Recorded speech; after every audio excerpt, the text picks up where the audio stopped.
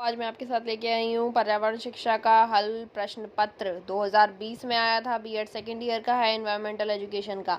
कल इसका एग्ज़ाम है गाइस, तो आप प्लीज़ अभी से इस वाले प्रश्न पत्र की अच्छे से प्रैक्टिस करिए, क्योंकि जो अब तक बीएड सेकेंड ईयर के जितने भी एग्ज़ाम्स हुए हैं ना, तो उसमें लास्ट ईयर के जितने भी पेपर्स हुए हैं, पूरा पेपर उसी में से आ रहा है। चाहे आप योगा एजुकेशन की बात करें, चाहे आप नॉलेज एंड करिकुलम की बात करें, असेसमेंट फॉर लर्निंग की बात करें, इंक्लूसिव एजुकेशन की बात करें। कल का एग्ज़ाम लास्ट है, तो अभी तक आपने अगर लास्ट ईयर के जितने भी क्वेश्चन आंसर सॉल्व करने स्टार्ट नहीं करे हैं, तो अभी भी बहुत टाइम है, आप अभी भी कर सकते हैं। ये आपके सामने कुछ क्वेश्चंस हैं, आप इन्हें अभी से सॉल्व करना शुरू कर दीजिए। ग्लोबल वार्मिंग का मुख्य कारण है, बताइए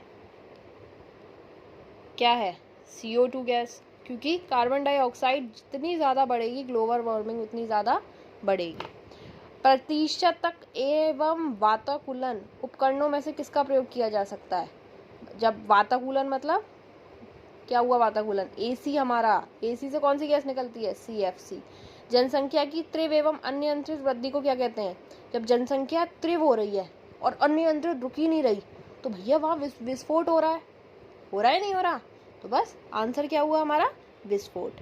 और ये इसका क्या हुआ? CFC। पॉपुलेशन बॉम्ब नामक पुस्तक के लेखक कौन है? बताओ कौन है? Paul R Ehrlich. अब आप बोलोगे ये हमें ऐसे कैसे याद कर लें, तो भाई बस इतना सा याद कर लो, पॉप।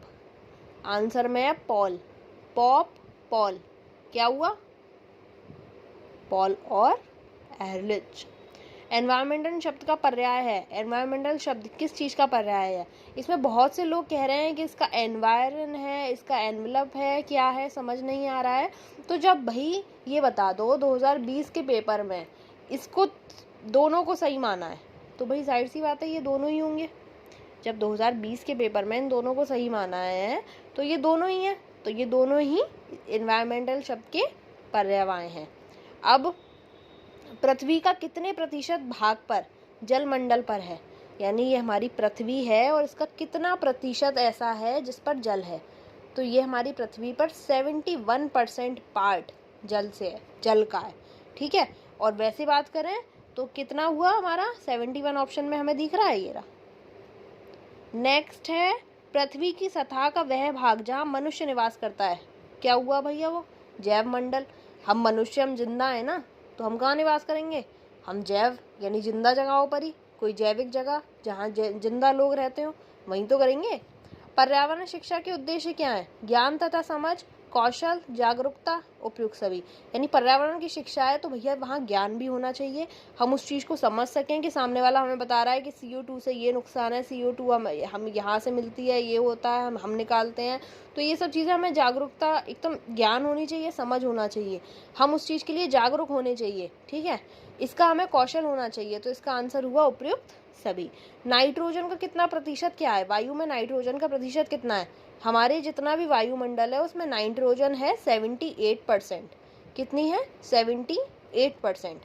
घर में तुलसी का पौधा क्या काम करता है? इसमें गलत आ गया है क्वेश्चन पेपर में, इसमें है क्या काम करता है, तुलसी के पौधे का कार्य क्या है? ठीक है, तो इसका क्या कार्य है? तुलसी एक पौधा है, हमें पौधों से क्या है? हमें ध्वनि प्रदूषण, ये किसी से बचाव नहीं हो रहा, हमें सिर्फ पौधों से वायु प्रदूषण का बचाव हो रहा है। ठीक है, तो भाई वायु प्रदूषण का ही काम करता है। जल प्रदूषण से होता है, क्या होता है जल प्रदूषण से? हैजा, पीलिया, टाइफाइड। आप गलत सलत जगह का पानी पी लेते हैं, कहते हैं ना पानी चेक कराओ, RO को ये चेक कराओ, उसका लेवल चेक कराओ कितना चल रहा है, तो यानी टाइफाइड। अगर आप कोई क्वेश्चन समझ में आए तो आप मुझे कमेंट करके बताइए, मैं आगे भी अब वीडियोस अपलोड करूँगी।